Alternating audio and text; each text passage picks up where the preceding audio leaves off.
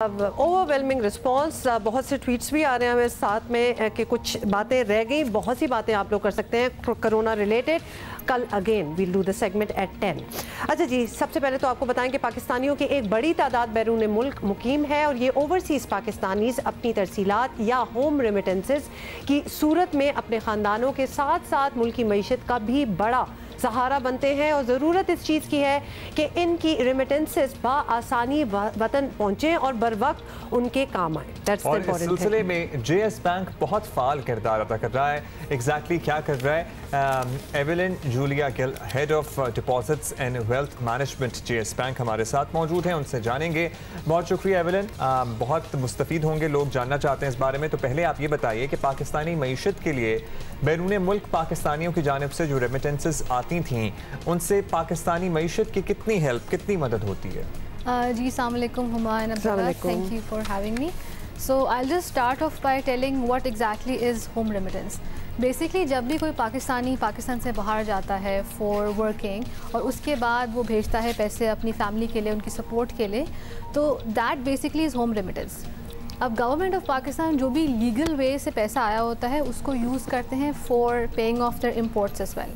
अब क्योंकि remittance is the single largest source जिससे फ़ंड्स आते हैं कंट्री में, so it is a critical means. इसकी वजह से हम इम्पोर्ट्स पे ऑफ कर सकते हैं क्योंकि हम बेसिकली नेट इम्पोर्टिंग कंट्री ही हैं। रेमिटेंस आती है तो बेसिकली आपकी वेल्थ भी इंक्रीज़ हो रही होती है, वेल्थ आती है तो आपकी और इकोनॉमिक एक्टिविटीज़ भी कैरी आउट हो पा रही होती हैं। We have a lot of areas in Pakistan जहाँ पे रेमिटेंस प्लेज अ की फीचर और वो उनकी इकॉनमी का की फीचर भी पार्ट प्ले कर रहा होता है। अच्छा एवलिन, ये भी ज़रूर बताइएगा कि क्या there is a limit to how much can be send back? कोई कैप होती है?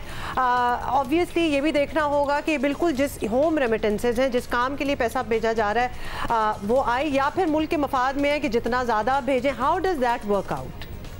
सो बेसिकली जब भी आप रेमिटेंस भेजते हैं फ्रॉम अब्रॉड और यहाँ पे आती है थ्रू बैंकिंग चैनल्स, तो डेफिनेटली उसकी KYC भी हो रही होती है। आपसे पूछा जा रहा होता है कि किस रिलेशन से आ रही है और किस मकसद के लिए आई थी। मोस्टली जब आपके रिलेशंस होते हैं आप बताते हैं कि आपके भाई से आ रही है, आपके फादर सेंड कर रहे हैं, तो there is always a legitimate reason why it's being Saint.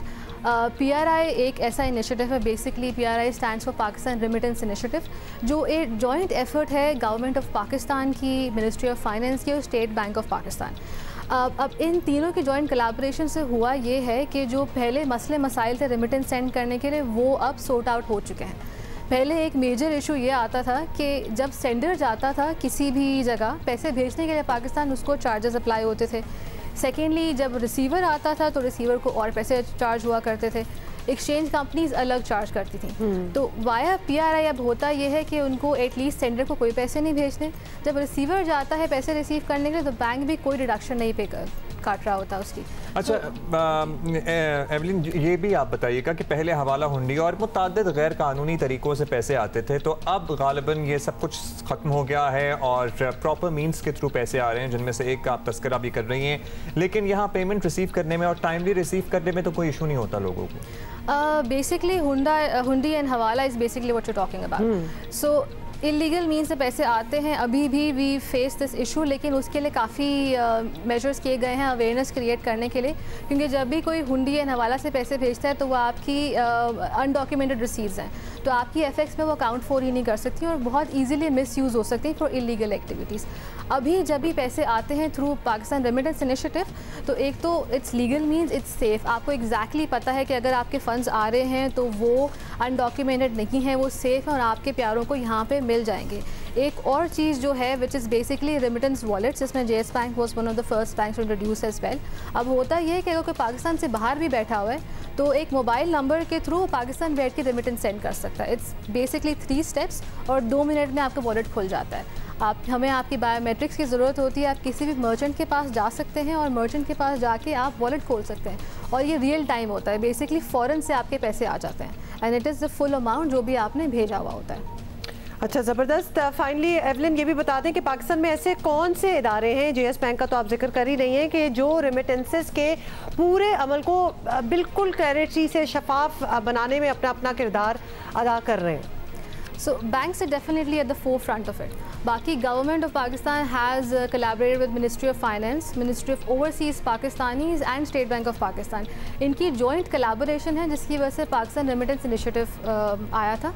Now what this is managed through the State Bank office. अब होता यह है कि this is a global initiative, basically कहीं से भी आपकी रेमिटेंस आ सकती हो और this is well regulated, well documented और इसको ग्लोबल एक्नॉलेजमेंट भी मिला है. जो कंट्री स्पेसिफिकली डिपेंडेंट होती हैं रेमिटेंसेस पे, like Pakistan, Bangladesh, India, Philippines, यहाँ पे भी पीआरआई जैसे कोई इक्वल नहीं है. तो PRI is one of the best things that we have come up with. बाकी बैंक्स ने काफ़ी कोलैबोरेशंस किए रेमिटेंसेस के लिए भी, क्योंकि पहले एक इशू ये भी था कि जब कोई नॉन रेजिडेंट पाकिस्तानी जाता था किसी दुकान पे पैसे भेजने के लिए, अब उसको ये नहीं पता होता था कि जो मैं पैसे भेज रहा हूँ उसकी अलायंस किसी बैंक के साथ है भी या नहीं.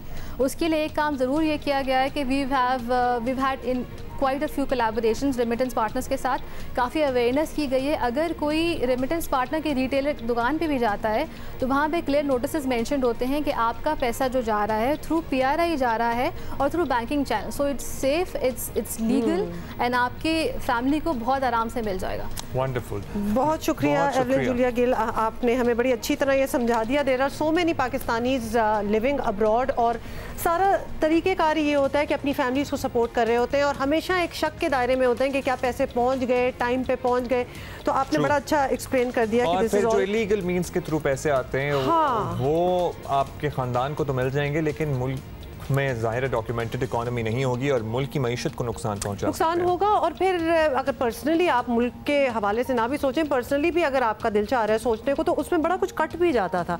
भेजा क्या है, मिला क्या है, तो वो एक कंफ्यूजन भी चल रही होती थी. As it is everything should be done legally. तो लिहाजा ये उसका तरीक़ेकार है. नहीं तो कल अगर आप इलीगल मींस से पैसे भेजेंगे तो कभी ना कभी तो कोई गुंजाइश रही नहीं है. मतलब बिल्कुल एक एम्बेरसमेंट से बचने के लिए और वैसे भी to come into the fold progression की आपको लीगली ही चीजें करनी पड़ेंगी.